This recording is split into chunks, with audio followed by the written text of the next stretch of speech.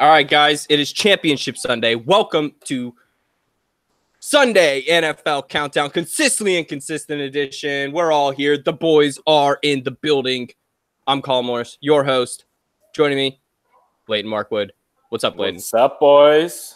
And all the way from Mormonville, USA. The reason we're late today is me, the Michael Chunky Kinslow. Taco. There he is. Now, Leighton, I had some options that I could have worn on today's episode. I just need you to know that, our Ravens are hurting, and I chose to go with the Ravens. But I could have worn this Manchester City jersey. They won. They beat Huddersfield this morning 3-0. I could have worn this Kevin Durant Warriors jersey. Boogie Cousins is back, and, the Warriors are doing just fine now. Or I could have worn this Zion Williamson Duke jersey. And, yesterday was just such a good day for Duke fans everywhere. I just want to let you know. But today's all about football. So let's get into it. Quick question for you about Zion, though. Yeah. Did you end up buying that specialty jersey on Amazon? Oh! You saw that? Did I show? Yeah, you sent it to us. Okay. Yeah. This is a PG show. We cannot go into what. We'll see. But hey, if you're curious, just Google Zion Williamson on Amazon. No. Go into your Amazon app and type in Zion Williamson. You're welcome. $24.98. Best night of your life. Let's get into. First off, a little news broke this morning that the Cowboys were parting ways with their offensive coordinator, and he's moving on to the new football league, the AFF. And the AAF. That leaves Kellen Moore as the offensive coordinator of the Dallas Cowboys. That name may sound familiar. He was the quarterback for Boise State once upon a time, like 10, 11 years ago. Was a 6th round pick for them or the Lions. I don't remember. He's passed back and forth between the two of them. And now never played. I think he might have played like a week 16 game for someone, maybe filling in a spot. I think he stepped in for Romo times. Yeah, like once or twice. Yeah. And now he's going to be their OC. That's like, yeah, I'll just hold this clip. And now I'll hold another clipboard, but tell you what to do. He's also like, is he even 30 yet? Like, he can't be much older. He might be like 31. I also saw this morning that even if he is elevated to OC, it's likely that Garrett is going to be calling the plays. Right. I mean, was he calling the plays before, though, or would that be? Garrett called the plays before he was head coach. Okay.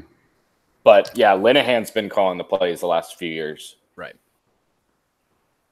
This should be interesting. I mean, I loved showing up to Cowboys Twitter and seeing, like, all the GIFs of, like, Dancing Jerry that they're getting a new offensive coordinator. Like, the Cowboys Nation seems to think that this is what they needed. I mean, you're not going to change Jerry because – or not Jerry. Jerry is the head coach. Like, Jason Garrett is not the head coach. Like, it's just – yeah, he's a little like he's a voodoo puppet thing. Exactly. Manipulates. If they want to make a good move here before Kellen Moore is official, they should go try to talk to Gary Kubiak right now. I know he just took a job with the Vikings. To be like an assistant, like a basically I don't see him leaving that situation. Yeah, it's because his kid Clint is the quarterback's coach. I think. Yeah. But he's not calling the plays. He's just going to be dude. That's more of a that's a family move. That's a family. Like, as soon as the Broncos didn't let him stay in Denver, I think the only move he was gonna make was that Vikings move. Well, they wanted him to stay. He just didn't agree with the offensive philosophy. Right. Yeah. But I mean, yeah, I don't think. AKA, let me bring in Joe Flacco. His offense would be perfect for Dallas. The zone read blocking, that line could just destroy the D-line, and then you get Dak out on the play-action rollouts, use his legs a little bit, perfect. Who they get that? Who's that? Swaim, the tight end they have. Oh yeah, get those two random tight ends I tried to start in fantasy football. I'd love to see what the betting odds are on what team Joe's going to go to. Like, I imagine it's like the Giants, the Jaguars, Miami, and the Broncos. Broncos and Miami. I think you guys are a solid top. That's a top 4 I'd take. I take the Giants. Like, yeah. I feel like if the Giants took Dwayne Haskins in the first round and Joe Flacco, I feel like that offense, like they wouldn't have to.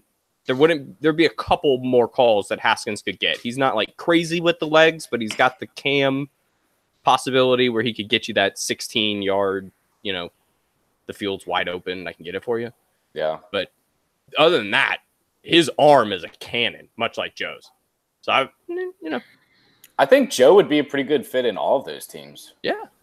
Joe would have the best receiver he's ever had in OBJ to close out his career. I think that, like, as a Joe Flacco fan, that'd be nice to see.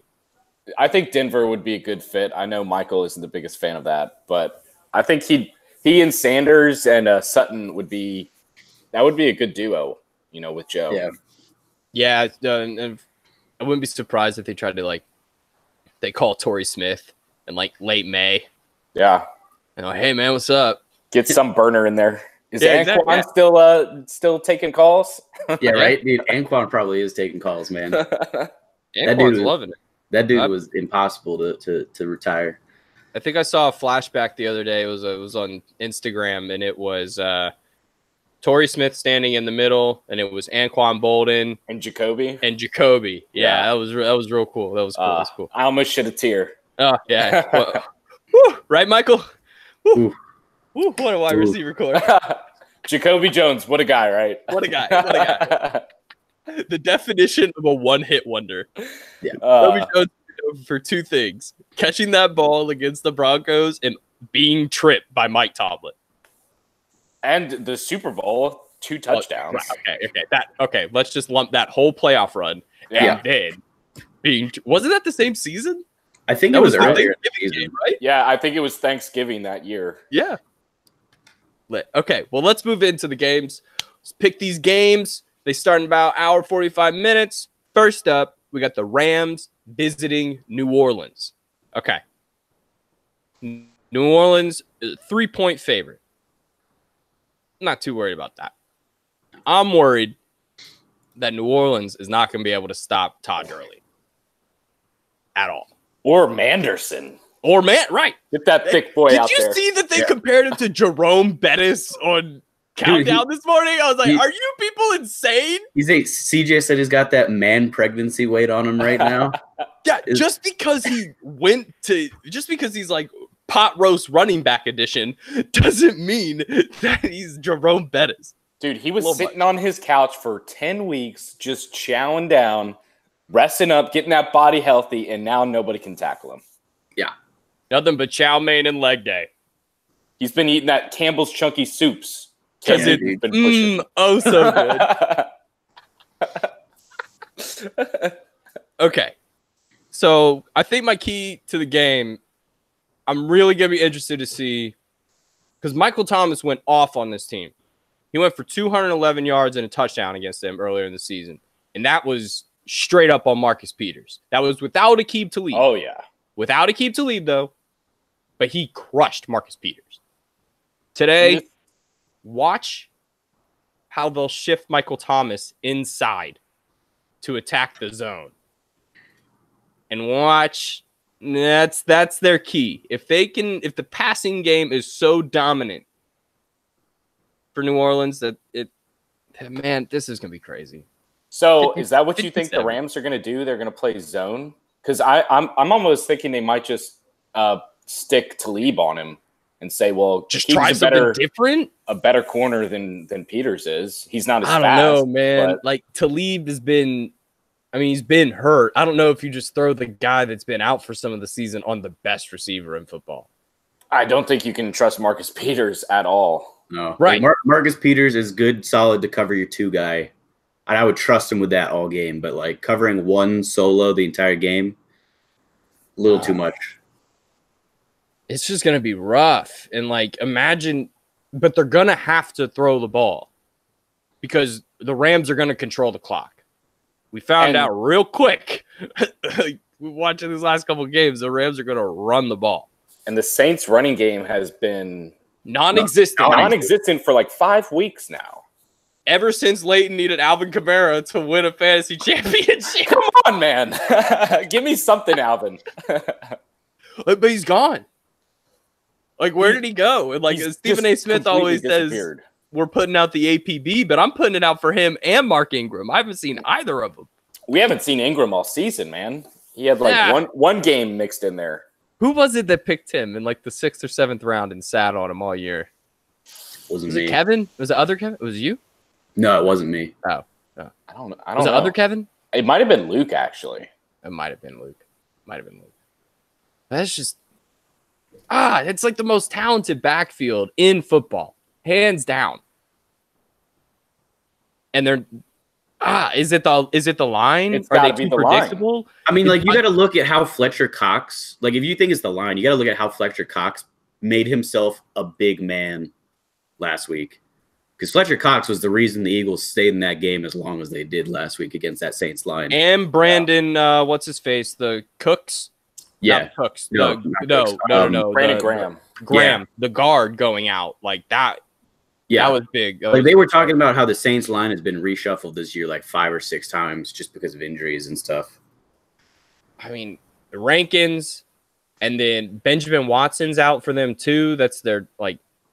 It was Hill, the other tight end, right? But he's more of a blocker. Josh Hill, yeah. Like they might throw Taysom Hill out in that tight end. Man, this dude, what is he? He's a football player. Yeah, he's an athlete. He's bringing the ATH back. What if they make a late season trade for CJ Anderson to start at left tackle? He's got the weight on him now to do it. Get some beef on that line. Just call up Michael Orr. He's hanging out with Sandra Bullock. He's got you. You just need some size. Michael Orr's definitely got the size now. Just a little big. Okay, but we'll pick. That was my key is going to be Michael Thomas versus the Rams defense. Michael, what do you got? I think it's going to be coming down to the Saints defense versus the Rams rushing game. Because, I mean, you look at Dallas game, they had 273 yards on the ground in that game between Todd Gurley and CJ Anderson. I mean, if you have 273 yards, I don't see how you're going to lose a game.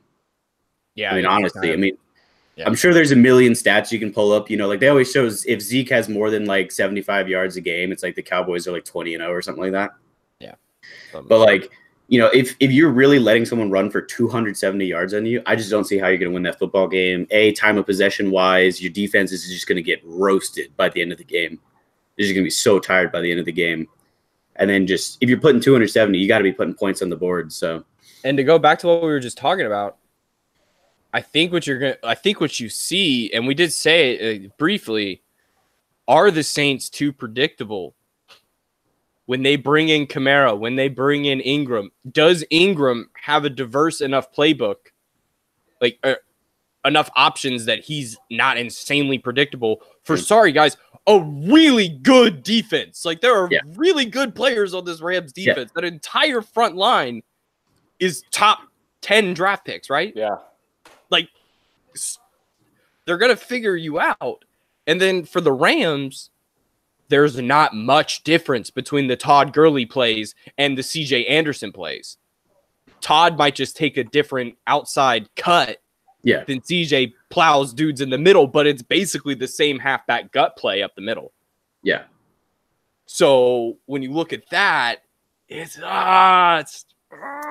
yeah, this matchup is really exciting, man, because obviously we saw this game early in the season, and what was the final, like 45-35? Yeah, it was a high-scoring game. So that's leading to all these analysts saying, like, hey, this game is going to be the first to 40. First to 40, it's going to be offense, offense, offense. Both of these two teams in the playoffs have learned that you need to rely on your running game and your defense, and both teams want to control the clock. Like you said, Michael, the Rams ran for, what, 273 like last week? How about the Saints with that 11.5-minute drive taking up the entire third quarter last week, completely took Foles and the Eagles off their game, and they felt rushed, like, oh, God, we got to score now. We got to go. Yeah. Both of those teams want to do that to each other. They want to control the clock. They want to control the running game. The difference is the Rams running game is rolling and the Saints is not. I'm excited to see the creativity in the Saints playbook to see if they can get Taysom Hill out with the read options. They got to do something with Kamara. They got to get him the ball on the edge. He's got to make some wheel plays. routes or something, man. Like he's got to get fixed in there. Screens, wheels, just give him the ball on the edge and let that man do the rest. So, do you even play Ingram today if you're the Saints? I think maybe sparingly. Sparingly, but like really super sparingly. Like I mean, like just based on last week's game drives. I really hate the thing where they give them drives. Yeah. Because I think Kamara needs 30 touches today, minimum. Right. Like it needs to be 35 to 13 touches. Yeah. And just based on productivity, I think Hill is better right now than Ingram has been. I mean, seriously, I agree with that. In more ways, and he's been more productive overall, not just as like a halfback where Ingram, you got to give Ingram the edge as just a running back. But I mean, Hill has been more productive overall. The plays are more creative. It's like the running plays that were written in 2018, and when Ingram's in, they're running plays from 2007. Yeah. Like I'm pretty sure if they see Ingram in there, they're just going to stack, eight guys in the box and just say, all right, bring it. Right. They're saying bring it or beat it. Because they ever rarely use him on the edge or in the passing game. It's just they can never get him working enough for the play action to be effective. Yeah, exactly. Like I feel like you can see him in on like 3rd and shorts, maybe some goal lines, but that's all I would want to see is the thing, though. Yeah. I don't think line up Hill, line up the other Hill, line up the tight end at running back in the end zone and run that Clemson thing where they stack 2 big old dudes back there. Yeah. And just run it down your throat. I don't think either team's hitting 30 today. I think it's going to be long. That's a hot take. I would take the under on the first, I might take the under on the first game and the over on the second game. I'm with you there, and we'll get to that. Bring it, Vegas. Bring it. Leighton, run down right now. Hop on your bicycle, run down to the casino, and drop some bets. Dude, there's a funny story about bets. My cousin, Catherine, our youngest cousin on my side, was in Vegas, and her dad is my Uncle Chris, who is probably like the biggest sports guy. Like he's the president of his golf club. He is that kind of guy. He's a cool guy. He's a cool guy. And he told my cousin Catherine, he's like, hey, go put $100 on the Jets to win this game. Right? He called her up because she was in Vegas. She goes to the thing, and she kept telling the guy $100 on the Jets, right? And she didn't realize she actually had to tell him the number that's associated with the game. Like, you can tell them the name all you want, but they're not going to put the bet down until you put the number. It turns out, like, my Uncle Chris calls her like 4 hours later, like, we won! And she had never placed the bet because she didn't know how to put the number with the game. Oh, no. So, like they would have won like $300, I think is what the line was. Just based on that. And my Uncle Chris is like, we won. And so she had to tell him that she didn't actually place the bet. The opposite end of that story is I called my dad. It was like the Saturday before the college football national championship. He's like, yeah, man, we got to put $1,000 down in Alabama to win $450. And I was like, all right, cool. Yeah, great call. Yeah, that's not like I was actually before the Oklahoma game. He was like, I'm going to put it down on them to win it all. And I was like, that's not a bad bet. Didn't put it down.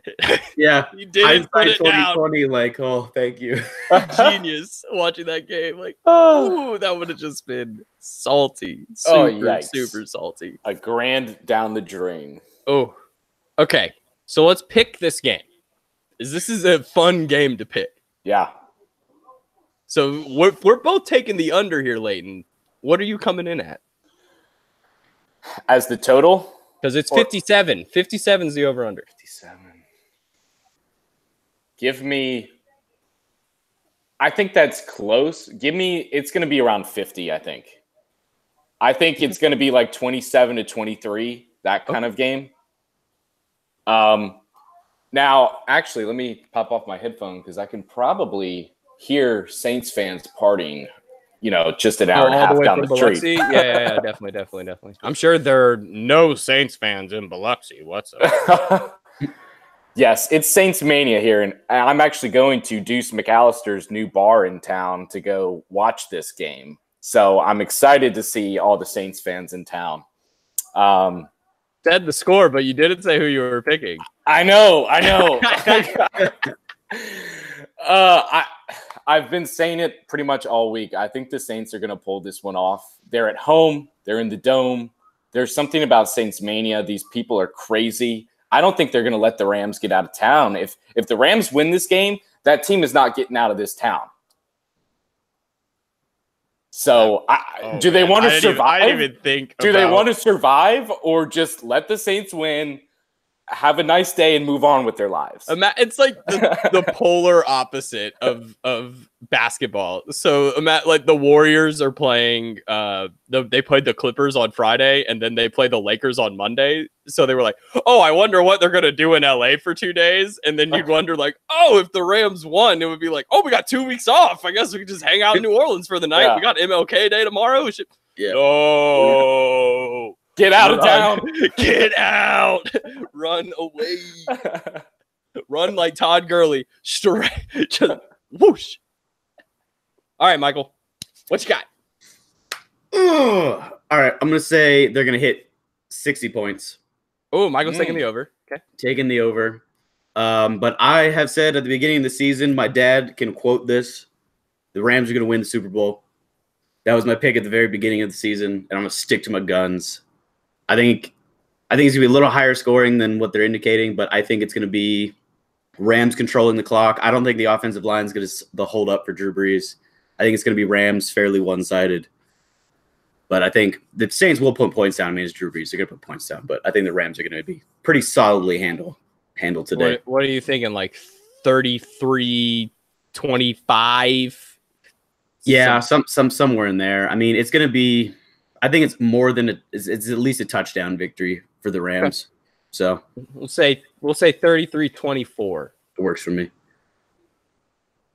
Okay. All right, the Rams are going to crush the Saints today. I hate to tell everybody. You don't go out. The Rams, I think, were kind of this team. When they traded for Dexter Fowler, I had this epiphany where I was like, oh, they're trying to win today, like this year. The Saints offensive line is going to receive the most amount of pressure ever put on Drew Brees. How do you beat Drew Brees? You put your hands in the air because he's as tall as we are and he can't see. When you make it so a short quarterback can't see, you beat them. The Rams know that. They're a great defense. They're coming at them today, and the Rams are going to win this game 32-19. Whoa, blowout in the Dome. Ooh. Yeah, Saints fans are not letting them leave that building if that's the case. Saints fans will be out by 7 minutes left in the fourth. Jared Goff is going to have a number on his head, I will tell you that. Yeah, he's actually going to wish he was that reporter that works for ESPN. Greg Williams doesn't work for the Saints anymore. He's on the Jets now. Just remember that. Yes, but we were talking about New Orleans. We were talking about the people. His philosophy is with the people now. Yes. Man, the spirit of Greg Williams will die today in New Orleans. It'll be the last Greg Williams push. They just have a voodoo doll of Greg there, just like stab it. You took Coach. away everything. You taught us everything. Now you must perish. It was all for nothing. Stab. Have fun at the Jets. Okay, next game. This might be the most talented Final Four I think we've ever had in terms of like who's an underdog. No one. These are the teams everyone expected to be here. And when that happens, you usually get good football. We usually end up with like last week, Eagles probably shouldn't have been there. No offense to the Chargers. Chargers probably shouldn't have been there. Like just my opinion. This is going to be a week where all four teams deserve to be here, at least for their whole season scope. Nobody, like the Ravens tried. We made that 6-1 last season push to get into the playoffs. Probably didn't deserve to make it this far. We'd have been the underdog of the whole thing. But this Patriots and Chiefs game, this is going to be real good. And I hope Tom Brady just eats so much grass today. He never wants to play football again. My dad said he wants to see Tom Brady just retire in the post game today. In the presser. Yeah, in the presser. It would be so bad. Who was the Bills corner who did that this year at halftime? Oh, that was Vontae Davis. Vontae Davis. Yeah, it was Vontae Davis. Tom's going to go into the locker room and just not come back. Who's the backup quarterback? Does anybody know? Tom? Brissett right now, isn't it? No, it's Brian Brissett, Hoyer. Right? No, Brissett's in Indy. It's Brian Hoyer. Oh, lit. It's Brian Hoyer came out. 3-time Patriot Brian Hoyer. One-time Brown, 3-time Patriot. Brian Hoyer steps in for Tom Brady, who's decided to quit football with 30 minutes left in this game. We'll see how it plays out. Tony, what do you think? Well, it's an interesting call from Tom here. I mean, I don't really know what angle he's playing here. I'd love to see Tony Romo scramble on that one. That would be great. All right, key to this game. Is Eric Berry still Eric Berry? That's for me. Because Eric Berry's playing in this game. If he can come in and turn this Chiefs defense around, because I don't think it's a talent issue on the Chiefs defense, at least for what it's been, because they were the worst defense in the league, and it may be because that offense was so good that they were on the field so much and they were getting tired. So, could be. But I think it's an attitude thing, and Eric Berry just has this swagger that he is the Chiefs defense, at least for me. When I think of the Chiefs defense, I think of him. My key, and this is for both teams, is going to be the pass rush. Can Trey Flowers get after Mahomes and actually get him off his game? You saw the one game all season that Mahomes was a little thrown off, and it was against the Ravens.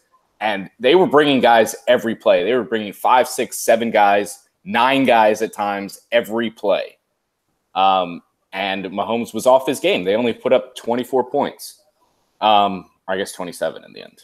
But same thing on the other end. Can Dee Ford, Justin Houston, can these guys get to Brady? It's been proven time and time again. If you get to Brady, you get him on the ground, you get him off his rhythm, that's how you beat the Patriots. That's how you beat Tom Brady. That's going to be the key for both teams. And these two teams, they played. Yeah. That's 143-40 in week 6. Neither team got to the quarterback then. At all. They were sitting pretty darts. Interesting box score, though. I just checked it out. Pats dominated the first half. Yes, they did. And then the Chiefs came out and went 17-3 in the third quarter of that game. Whatever tape you watched this week in Kansas City, it better been that week 3 tape or that third quarter tape and figured out what you did right there. But Bill's watching that tape too and seeing, okay, he watched it right after and he never called another one of those plays again. No. Those plays no longer exist. All right, Michael. What's the key? What's the key to victory? Oh, the key to victory, I think, has already been stated. It's, can you contain Pat Mahomes? Because if you contain Pat Mahomes, honestly, that's the biggest key to their success. Is the Broncos played him twice. Both games were within a touchdown.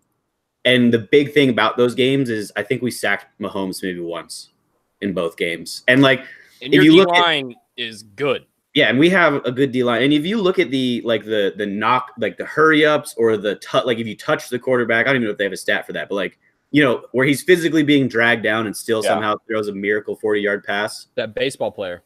Yeah, we had so many of those moments, but only one sack. We did too. And it's amazing what Pat Mahomes can do in that split second. He's getting dragged down and still throw a 40-yard bomb. It's crazy. So I think that's turned into a Patrick Mahomes anonymous session. Yeah, right. Why does he keep doing this to us? It's the sidearm throw. How are you throwing it at your waist and it goes 15 yards? I don't understand. So I think that's the key to this game is, can they contain Pat Mahomes? Because he has not shown to be Jared Goff, Drew Brees in the pocket. He's not shown that as of yet, in my opinion. He's always rolling. So can they contain him? And then I still think the Chiefs are going to win this game. I think they're going to do enough on defense to stop like Sony Michel at least, and that cuts away, you know, a decent bit of Tom's playmaking since Josh Gordon's gone. But I think it's going to be another high-scoring game, to be honest with you. I don't think either defense is going to stop either team. But maybe not as high-scoring as 43-40. I'm going to take it. Chiefs 35 to, say, 28 to the Pats. You're saying you're going to give Tom a chance, and then Tom fails? Oh, picture it in my head. Yeah. So I think the Chiefs will take it. Man, it's like I want to be right about these picks. And then I just want Tom Brady to fail. Just fail. It just hurts. Like, guys, what's it like? Is this I don't even know. Is this what it was like when our parents were watching like Elway? And Yeah, Elway shows up and they're like, oh, geez, guys. It's like John Elway, again. Marino, and like those guys. Steve Young shows up. You're like, oh, what's this little dude gonna do around today? Yeah. I'm just at a loss for this one. This one can go either way. Leighton, what do you got? Well, I agree with Michael. I think there's going to be a lot of points on the board. It's going to be 20 degrees, and as long as it's not rainy, offenses typically do better in poor weather like this. And when you think, like, people think when it's cold, like, oh, you run the ball, like, offenses are off their game, receivers can't catch. No, man, it hurts just as much for the defender to get hit as it does the offensive guy. I'm taking points. Do you know what the over-under is on this game? 56.5 on this one.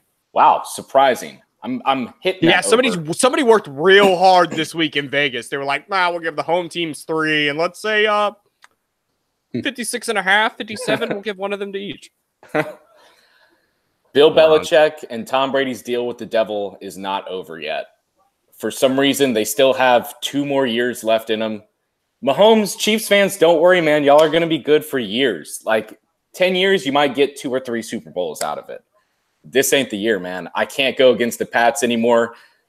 And secretly, I'm hoping this works in reverse and they lose. But I'm taking the Pats. Give me 38-35. It's still down to the wire. And Gostkowski is going to hit the game winner in Arrowhead. And all of the Chiefs fans are going to probably kill themselves. I don't know. Ring, what is it? No.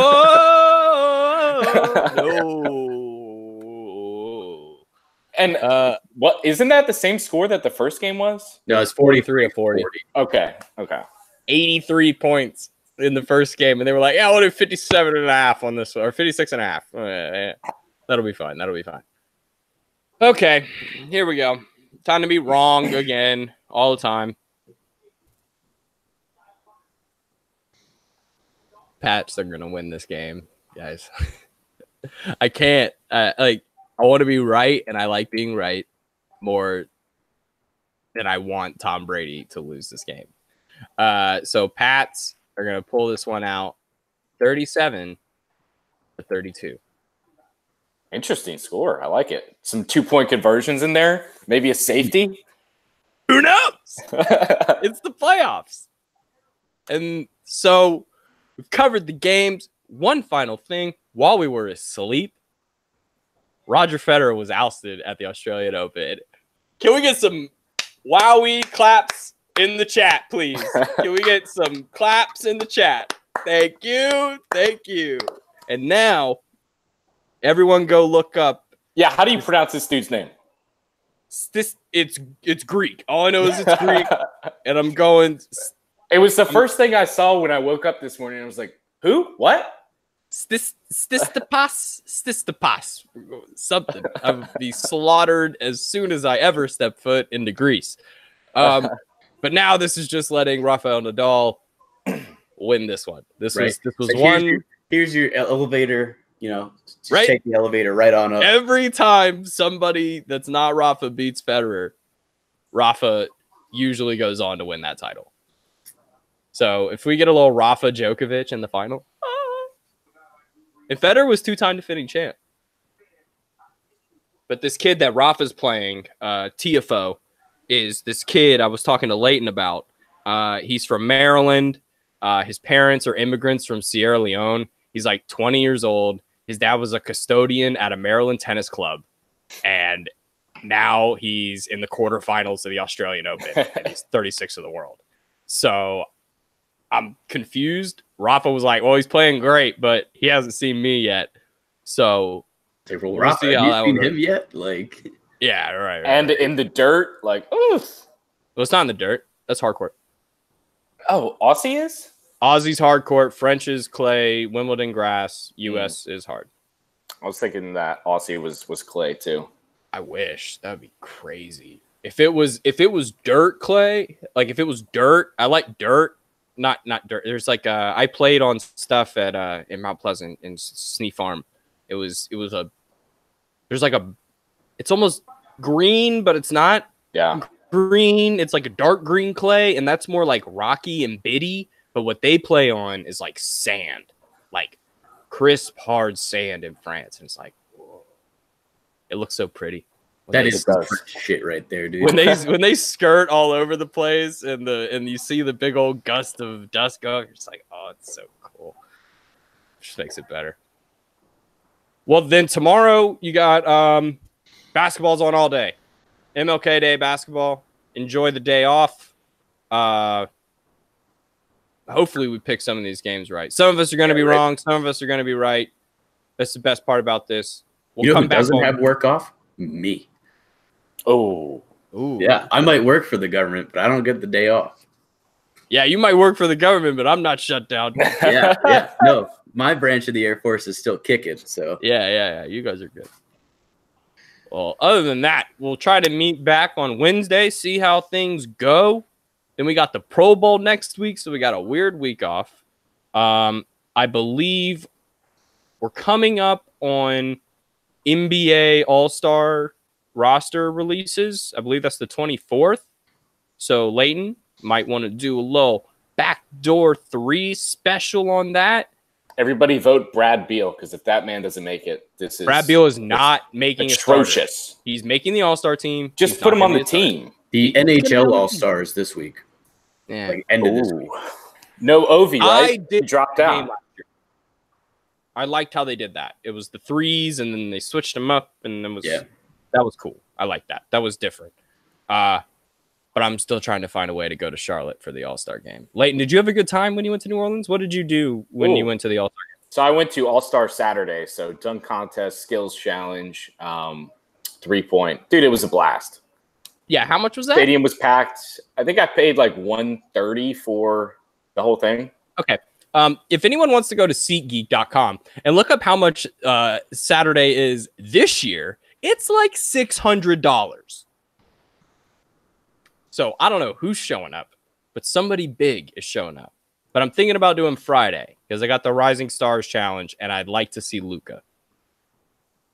I feel like Luka will be playing in the Rising Stars game for the world team. It'll be Luka and Mo Bamba. Can you play on the Rising Stars if you're also in the regular game? I've wondered that. I don't know why he wouldn't be able to. Would he want to? I think that's the question. Why would you want to? It's an extra game that you don't need. If you're on the All-Star team, like, you don't need the Rising Stars. I guess it's like, do you want to be one of the people sitting on the sidelines watching the game? Or do you want to be one of the people that's playing in the game? Just depends. I like that skills challenge too. Where they're dribbling and passing it through the hoops and stuff. I like that one. My boy John Wall lost to Joel Embiid in the very first round. Dude, when I went. The centers crush it. Yeah. We think for some reason everyone, like, the betting odds are usually like John Wall or like Derrick Rose like 6-7 years ago. But no, it's like Karl Anthony Towns will win it or Joel Embiid's gonna win it. Like, Saturday's fun. I love NBA Saturday. Saturday's a good time. I was disappointed by the dunk contest. I think Aaron Brunson's Gordon won that year, but Jalen Brunson, not Jalen Brunson. Bridges. Michael Bridges that was on who plays for the Hornets Villanova now? Bridges? Or yeah. Michigan State Bridges. Oh. You got me on that one. I think this is the Villanova one. I'm going Villanova. I think it's the Villanova one. And he's in the dunk contest. That's the first one that's been confirmed.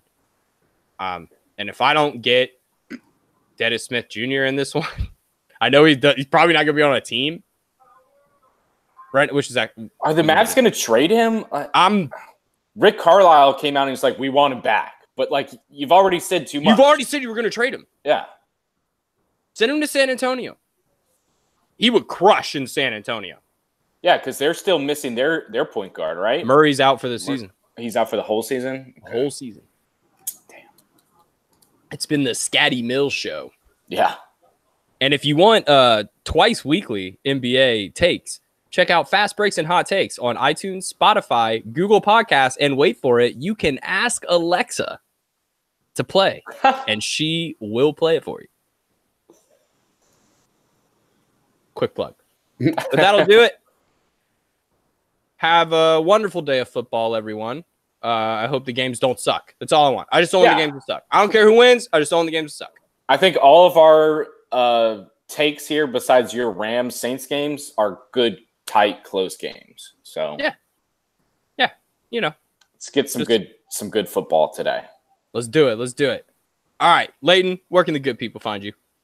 Just the name, baby. Leighton Markwood. Look it up. It's everywhere, man. I'm global, worldwide. Prestige worldwide, wide. Michael, what about you? Dude, I am at Chunky Taco across the board. I'm so happy the government didn't look at that. It was like, are we sure we should hire this kid? This guy's I don't know yet. I don't know yet. I had my interview for my clearance the other day, so they might. Does the word chunky taco mean anything to you, sir? And then you're just like, oh no. They found out. Every Sunday's tweets my whole life. No. Yeah, right. Bill Vinovich. Like, what do you have against Bill Vinovich? Well, do you have an extra hour for this interview? Because you're going to do it now. Also, Bill Vinovich is reffing, last point, and then we're out of here. Bill Vinovich is reffing the Rams Saints game. Rams are 0-12 in games reffed by Bill Vinovich. Uh-oh. Michael and Colin going against the curse. So guarantee that the Saints are going to win now. So for everybody here, I'm at _C Morris on all the social medias. Thanks for joining us today. All 5 of you in the chat. We appreciate it. Have a lovely Sunday, guys, and we will see you next time. Deuces. Peace.